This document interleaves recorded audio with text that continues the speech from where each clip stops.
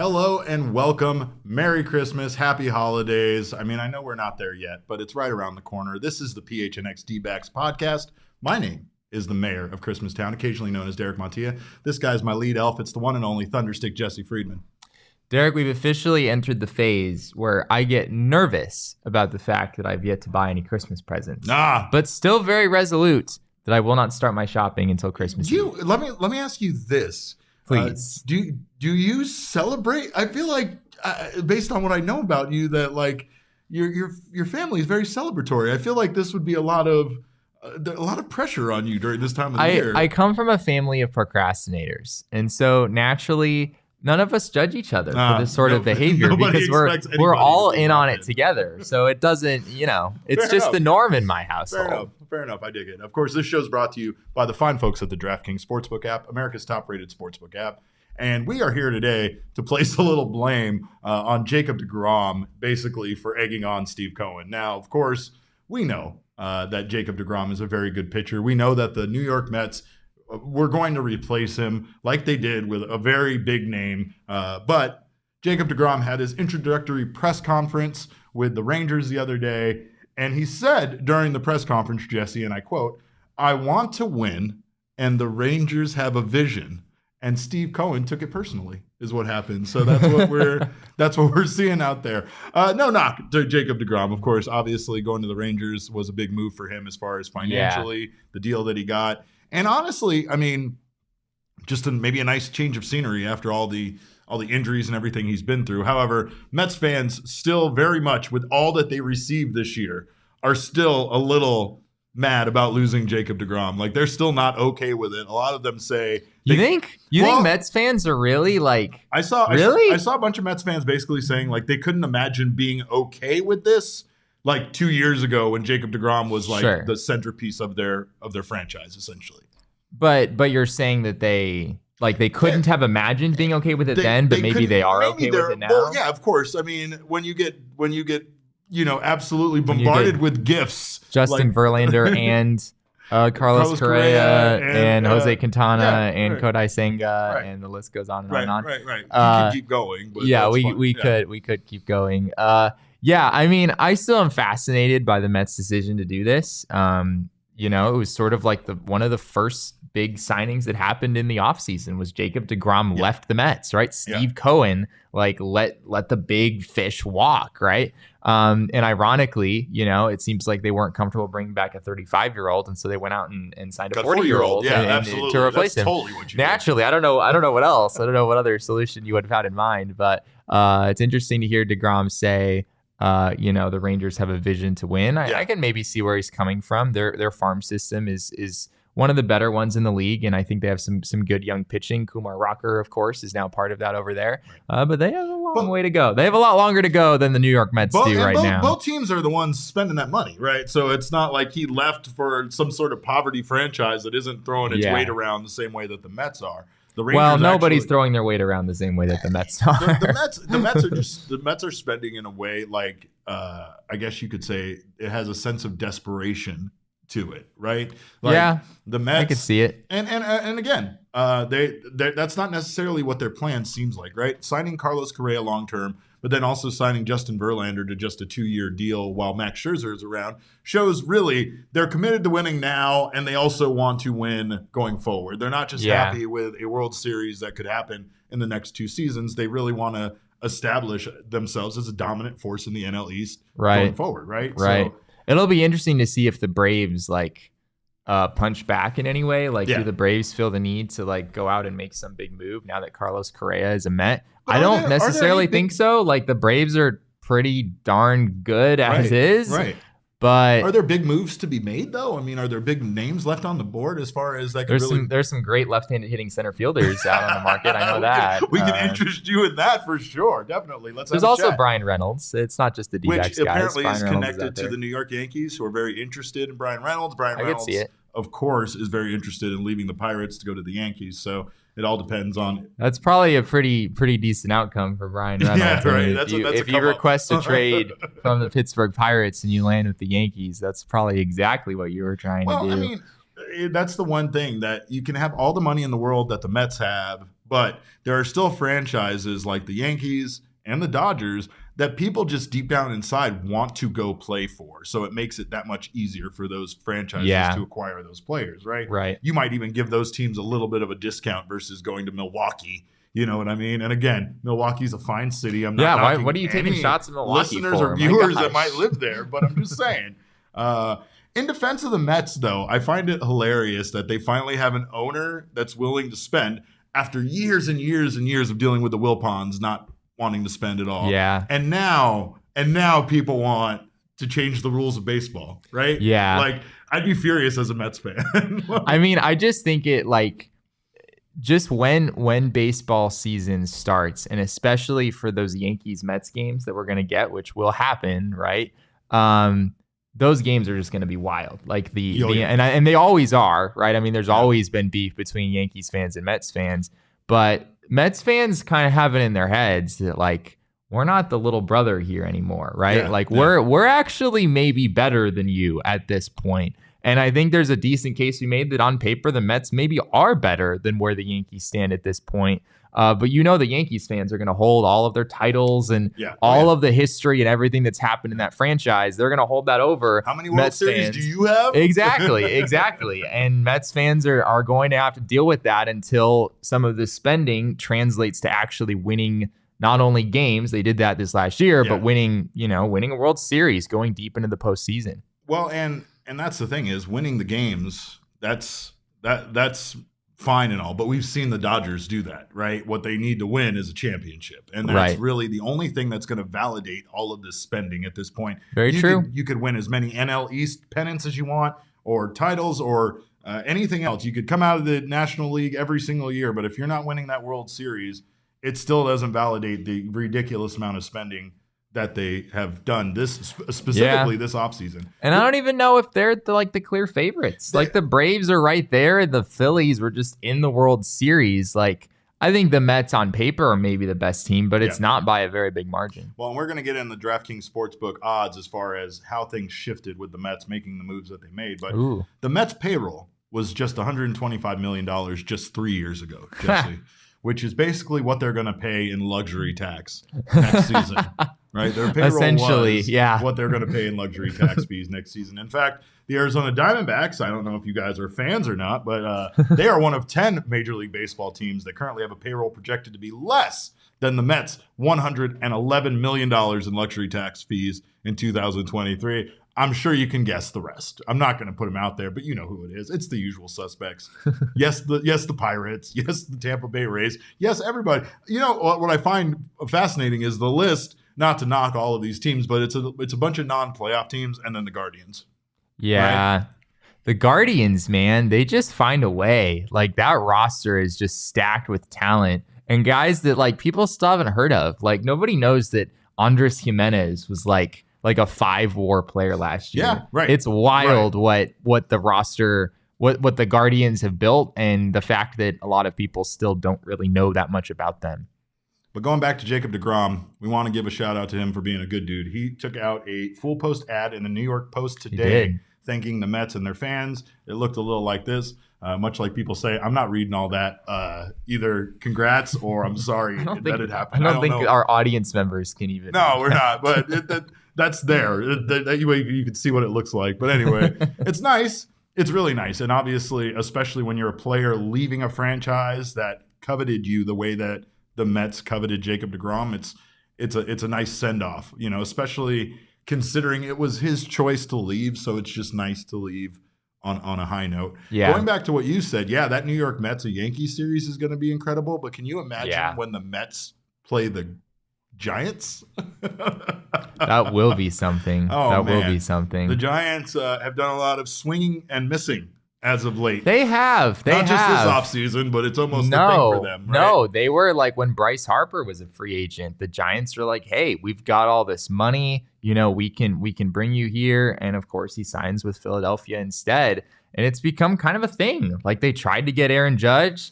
He wound up signing with the Yankees. They tried to get Carlos Correa. They basically have Carlos Correa. This situation's a little different. I mean, it seems like Carlos Correa was fine playing with the Giants. But when push came to shove with some of the disagreements from a medical standpoint, there were probably still some negotiations there that could have been had. And I think there is something to be said for the fact that Correa probably chose the Mets in some ways in that situation and said, hey, if you're going to look at my medicals this way, or, if you're going to try to pay me less, I'm going to maybe even take less than you're offering and go play for the Mets and not have to pay as much in like state income tax, right? Like that's also a factor for a team in California. Yeah, no kidding. The Giants need to work on their pitch to like some of the big name free agents because obviously they're not doing a good job. If they're trying to get Ohtani next offseason, good luck. Their track record is not great. So, and I will say this: they at least tried. They were in it, but they didn't end up being able to pull the trigger. I also try as the very curious person, I can't help but wonder and think about a tweet I saw which said somewhere in Oracle Park there's a Carlos Correa jersey that will never see the light of day. Right? The introductory press conference was that day. They were going to put a jersey on him. There was a Carlos Correa jersey. And there's one man who has a 2002 San Francisco Giants World Series t-shirt who wants that jersey. So there's some fun things happening on Twitter. But, of course, the one thing that we can respect is at least that the San Francisco Giants were in on the action, right? Win or lose, you want to see your team in on the action. And that's something that at least the little tidbits of rumors about the Diamondbacks being in on some of these guys, or at least Xander Bogaerts and the trade for Sean Murphy. Like most people had fun with it, right? We definitely did. I mean, we're still not sure if we helped those rumors. The D-backs weren't actually going to sign Xander Bogaerts, but don't tell me you didn't have fun with that rumor for 24 hours at least, right? Yeah, right. It was fun. But you know what we're going to do is, Jesse, it's time for us to throw a little shade at every other owner in Major League Baseball. Let's go.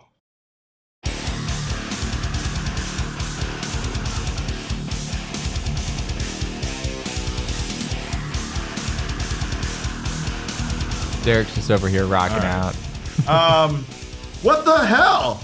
You guys can spend as much money as Steve Cohen. Why aren't you? Jesse? I don't understand it. It's not that hard. You just go out there and you just spend the money, right? It's like Christmas. You're thinking too much about the gifts, right? You don't need to worry about the gifts. Just go give people money. That's all people want. You have a bad baseball team? It's not hard to fix it. Throw fucking money at it. Jesse?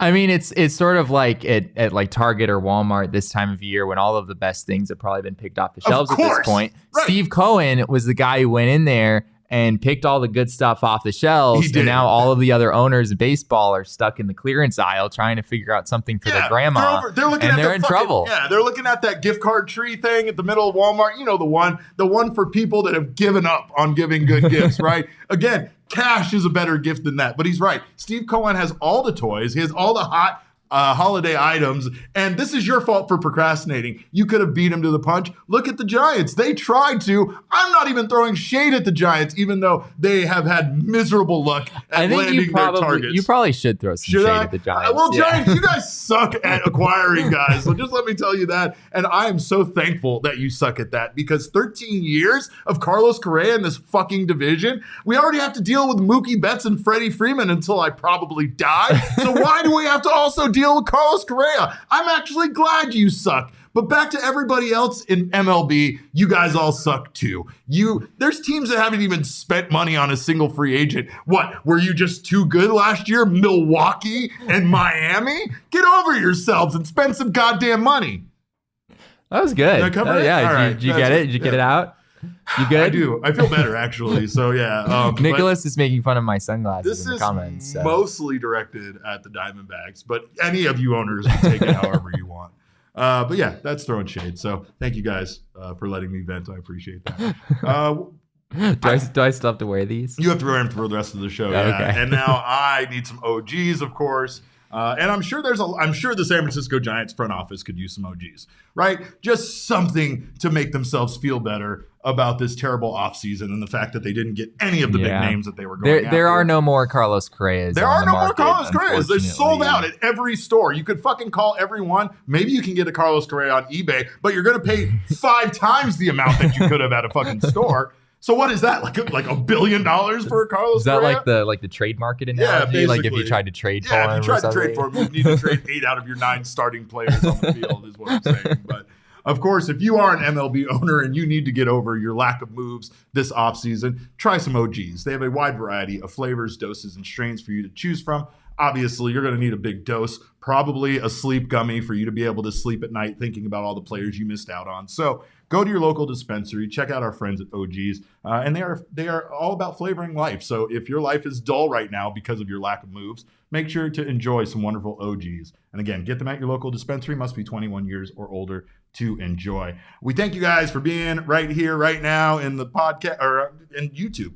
PHNX Sports YouTube channel. Thanks for being here in the podcast. Thanks for Jesse for being here in the podcast. But he wants to leave me alone. But of course, you guys, thank you guys for being here. We always appreciate you being here in the comments. Of course, if you haven't subscribed to the PHNX Sports YouTube channel, make sure to do so. Sign up for notifications. That way you don't miss when any of our shows go live. Leave us a thumbs up just so Jesse can feel good about his pink glasses. If you're listening to us on your favorite audio podcasting app, subscribe to us there if you haven't done so already. And leave us a review. We appreciate you for doing so.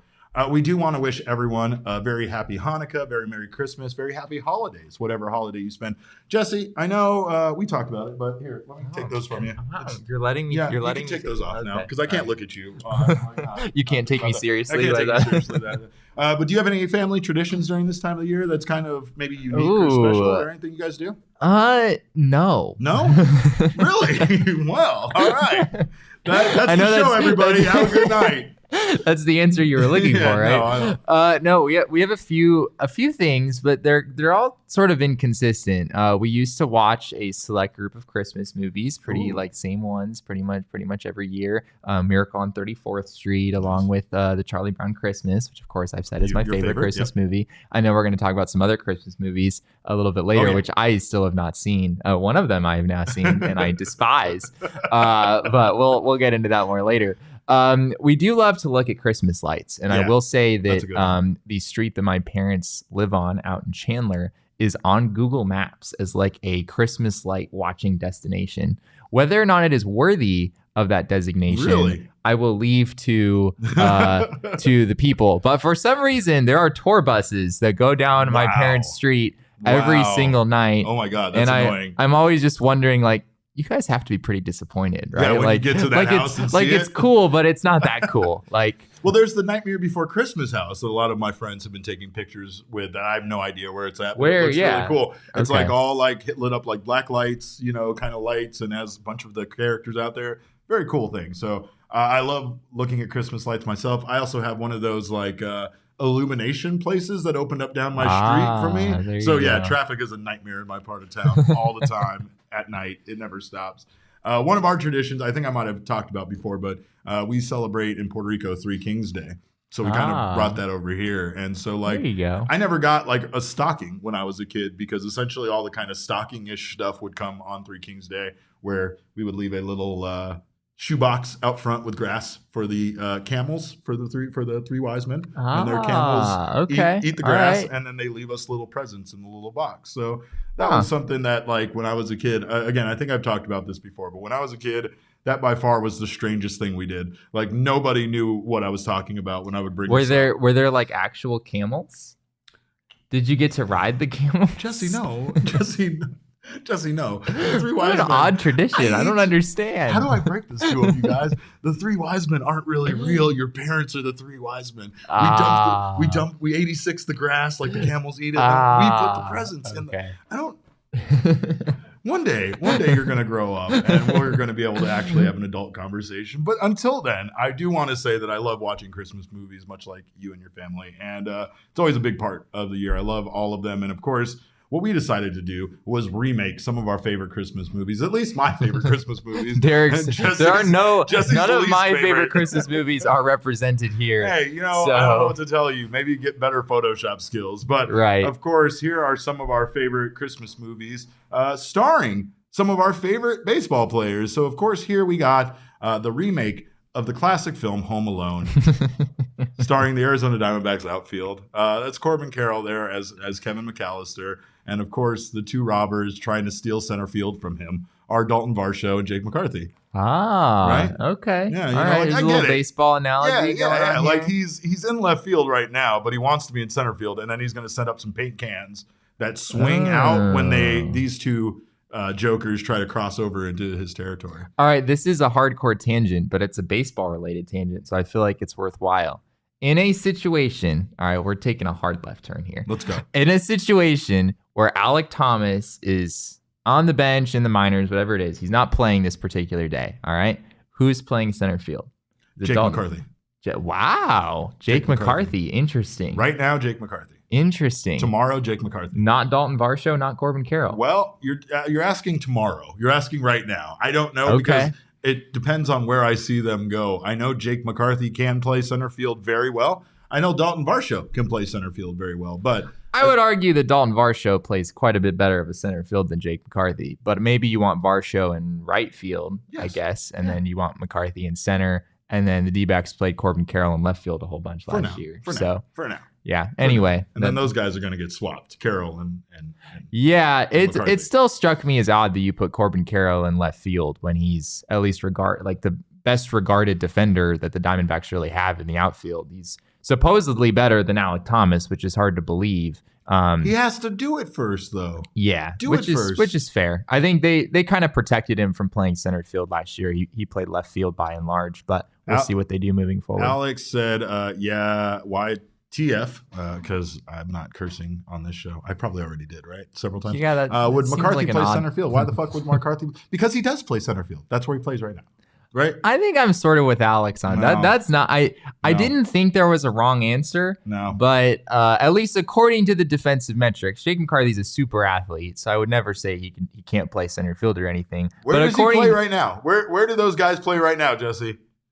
I mean, like Jake McCarthy did not play much center field last year. It was kind of like if Dalton Varsho wasn't playing center and Alec Thomas wasn't playing center, they actually had McCarthy DHing a decent amount of the time when they had like three other outfielders that were ready to go.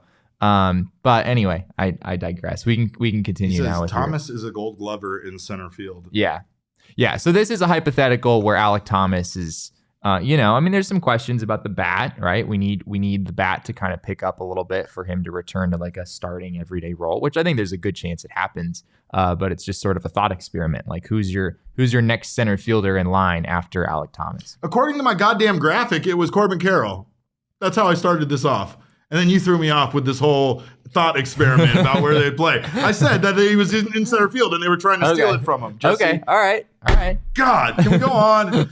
I knew he was going to make me mad during this. Let's go. What else we got, Leah?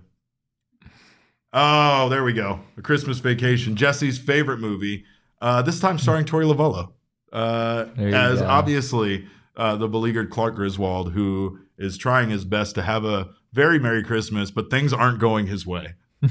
Do you think Tori Lavello like drives his family out to get a Christmas tree and is like singing Christmas carols and trying to like rope his kids into responding and they don't? Yes, that sounds exactly like him.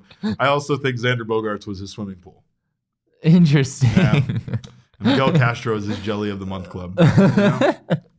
This analogy is going way deeper than it was ever meant to go. They're all going to be deep. We got Christmas Story coming up next. Yeah, we got Christmas Story with Zach Gallen, playing the role, but playing the main role, right? Because his Red Ryder BB gun is a contract extension.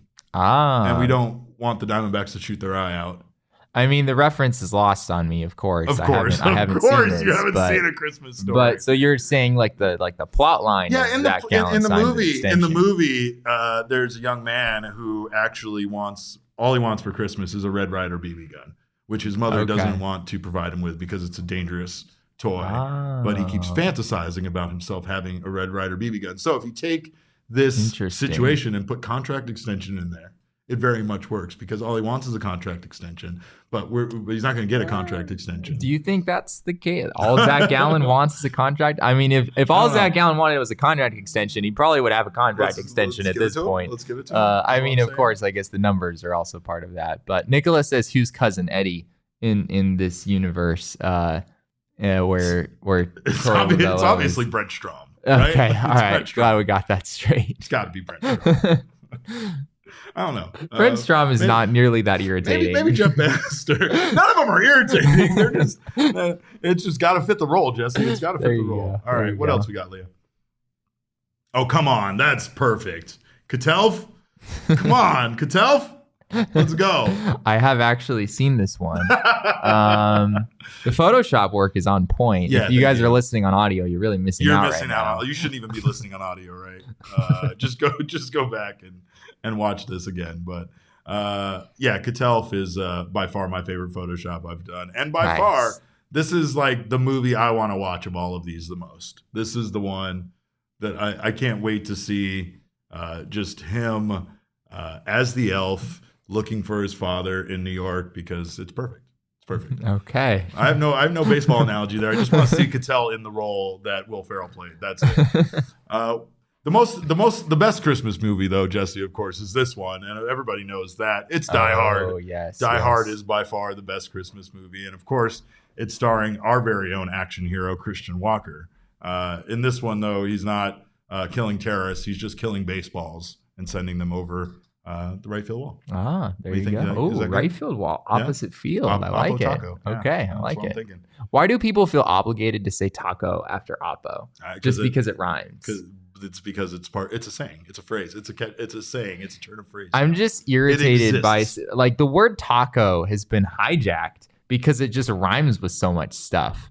And so people are like, Oppo taco. But no, the taco has nothing to do with the What else has it been hijacked Oppo. with that it rhymes? Go. That's fair. Yeah. I don't have anything Taco else. cat is taco and taco backwards, so that's different. I've just heard Oppo taco so many times, and it kind of makes me angry, but that's just me. Anyway, Die Hard, the best Christmas movie. And of course, I don't care what you say, Michael. Die Hard is absolutely a Christmas movie. I don't care when it came out. I don't care what it grossed. I care none of that. It takes place during Christmas, thus it's a Christmas movie. So, of course, and Die Hard's the best Christmas movie, and a Die Hard membership is the best membership that you can get. Go get yourself a PHNX Die Hard membership right now at gophnx.com. Not only will you get to read his Die Hard only articles, but you will get a bevy of advantages, a bevy of discounts. You will get a free shirt or hat from the phnxlocker.com. On top of that, you'll get 20% off any of your purchases over at the phnxlocker.com. Access to our members-only Discord, access to members-only content, and most importantly, those discounts translate over to our partners and our events, because coming up on January 13th is our inaugural PHNX Sports Tea Party with our friends, presented by our friends at Four Peaks Brewing Company. Come down for a Suns watch party and check out the entire driving range. We are renting out the entire driving range with our friends from Big Drive Energy, the PHNX Suns crew, and fellow diehards like yourself. We'll all be out there for a night of golf, food, drinks, contests, prizes, and more. The entry fee for diehards is $36. You get a discount there. For a foursome, it's $120. And that includes unlimited range balls, a set of rental clubs, joining us for that party, as well as 1 hour of free range time and golf balls at Dobson Ranch to be used at a later time. We'll have mini games, including Jesse beating you in ping pong. We'll have all sorts of contests, including long drive, putting challenges, high score, and more. Lindsay will be hanging out around the heaters, and I'm sure she'll be drinking all the hot chocolate, so make sure to beat her out there for that. And of course, there will be food and drink available for purchase, along with offerings from the PHNX Locker and our partners. There's also a free kids clinic provided for all kids 10 and under, so make sure to join us for that. Four Peaks will be out there providing beer samples and swag as well. So check the link in the description to reserve your spot now. And for our diehards, check the Discord for your special link where you'll save 20% off on this awesome event. Also, if you don't join us, make sure to check out our friends at Four Peaks Brewing Company. Wherever you get your beer, they're located all around the valley. And of course, grab some beer, join us remotely, and enjoy the wonderful variety that they have to offer. Of course, 21 and over only for the Four Peaks Brewing Company beer, and enjoy responsibly. Jesse, we have some DraftKings futures to go over, and of course, I'm very excited about this because the Mets kind of shifted things around. Typically, you're not getting the DraftKings Sportsbook to move fairly quickly on this stuff, right? Because of course, like we know, you got to play the games first, right? Sure. Do you want to take any guess on the American League favorite right now? Ooh, which actually the American League favorite right now.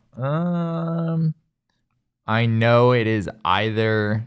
I feel confident it is either the Yankees or the Astros. You are correct that those are both of the top teams. Right? Ooh. So you're looking at a plus 275 value for the Astros, which are the favorite, Okay, so the Astros and a are plus the favorite. 350 for the New York Yankees. Okay. I find it pretty incredible that the Astros are by far the favorite to repeat next year. I think that might be kind of a thing of them winning, right? Like we haven't played any baseball games yet. Yeah, they're sort of like the incumbent, like they have kind of an Right. advantage in people's minds. Right. Yeah. But of course, National League favorites. Who are you going with? National League favorites. Probably the Mets. You don't say. Probably the Mets. Padres. Believe it or not, it's the Dodgers. They have the Dodgers. And the Mets and Dodgers are tied with the exact same value of plus 350. Wait, so it's Dodgers number one? No, they're the exact same. It's basically a tie at number one between the Mets and the Dodgers. The exact same value right now. So Mets and Dodgers, and then Padres are after that? Yeah, Padres, Braves are tied at plus 475, and then Phillies round out the top five with a plus 700 value, which is really kind of interesting to me. I don't feel like the Dodgers, personally, I'm not the one that makes these odds, but I don't feel like the Dodgers have done enough to have better odds right now than the Padres in the National League. I think it's what you were just talking about with, like, in the American League, you know, the Astros have been there and done that. And, you know, there's just so much history there and it's just so much reliability sort of. You know, you feel like the Astros and the Dodgers at this point are, you know, your trusty Toyota that just doesn't die, you know, like my RAV4. You knew I was going to talk about it at some point. I knew I was going to go there. Like you're going to bet on those teams if you don't have like unless the margin between them and other teams gets really big, right? Which I don't even, despite what the Mets have done, I don't think the gap between them and a team like the Dodgers is enormous or anything like that. Dodgers are still a really, really good team. So makes sense. A couple of funny things. One, the St. Louis Cardinals is actually my pick. That's what I'm giving you. That's the DraftKings pick of the week. I am giving the St. Louis Cardinals come out of the National League at plus 1,200. I still believe. Wow. I still believe in the St. Louis Cardinals. I still think they're going to come out next year. I do. It struck me how low they are. Yes. Like I would probably have the Cardinals above the Phillies, honestly, just because the Cardinals have a pretty clear path to a division title, whereas the Phillies do not. And I like their additions and what they already had versus the Phillies adding Trey Turner for a bunch of money. The Cardinals have Wilson Contreras now, which is, I mean, obviously no longer having Yadier Molina will hurt them as well. But I think that's a pretty significant offensive upgrade there. And they're just a really well-rounded team across the board. So yeah, I think the Cardinals are a little underrated. I don't know if I'm betting on them to come out of the National League, but I am. You guys all know Derek has a fantastic track record. That's right. So here's the funny thing. Astros and Yankees are still the favorites to win the World Series. And the Diamondbacks, even though they haven't done much, have gone backwards. They were a plus 4,000 to come out of the National League. Now they're plus 5,000. And now they are plus 10,000 to win the World Series. They're plus 10,000. So they're plus 5,000 to come out of the National League. Correct. Plus 10,000. Yikes. Yeah.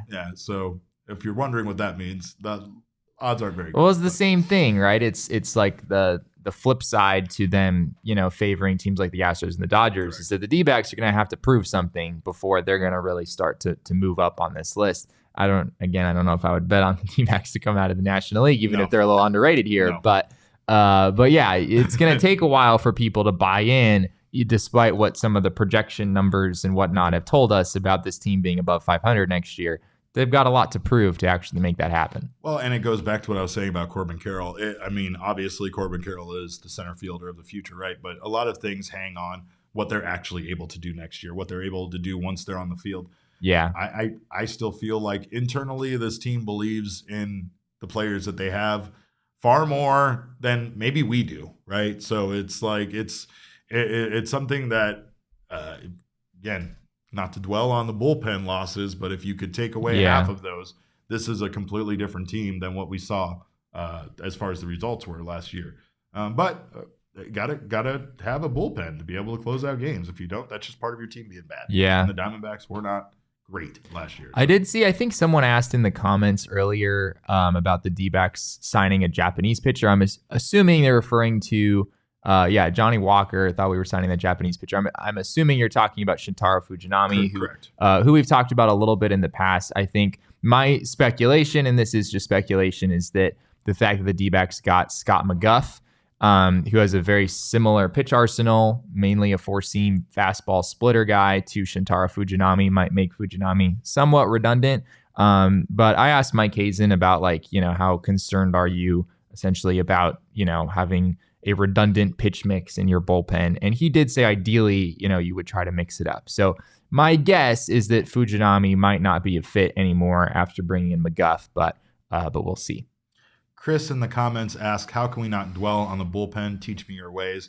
Chris, I think about the Arizona Diamondbacks 2022 bullpen at least once a day for 5 minutes every single day of my life. So I don't know how.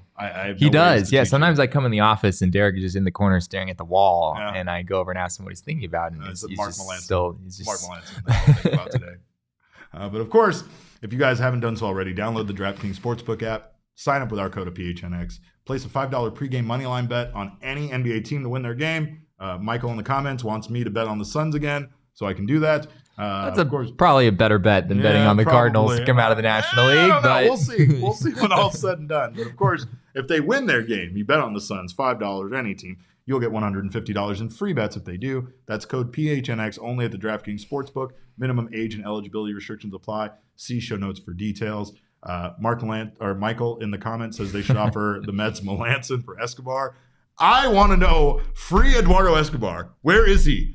Where is he going to play? He's not even on their depth chart right now. What is going on? He had a decent year last year for them. He's not a good third baseman, though. I looked at the metrics yesterday, and he's not a good third baseman. I don't think he makes sense on the I don't care. Bring him back. Bring him back.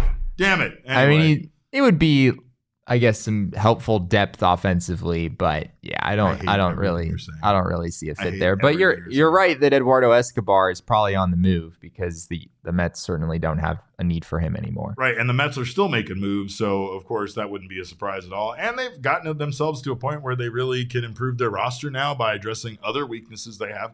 They don't really have a really deep bench, to be honest. I mean, there's a couple of other teams that are like that, where it's like outside of these big names that they have, you don't know the rest of their team. So it's going to be interesting to see who can add that depth and make themselves a more well-rounded, monster like the Mets currently are. But of course, we're going to be looking at this the whole time. We're going to be celebrating the holidays, and we will be back tomorrow with our audio-only podcast. In the meantime, you can catch us on Twitter. I'm at cap_caveman with a K. Jesse is at Jesse and Friedman. Our show's at PHNX_DBacks. But of course, all roads lead to at PHNX_sports on Twitter, Instagram, and Facebook. We thank you guys so much for joining us on behalf of Leah, Jesse, and myself. We always appreciate your time. And remember, kids, baseball is fun, but it's so much more fun when you end up on the nice list for Santa.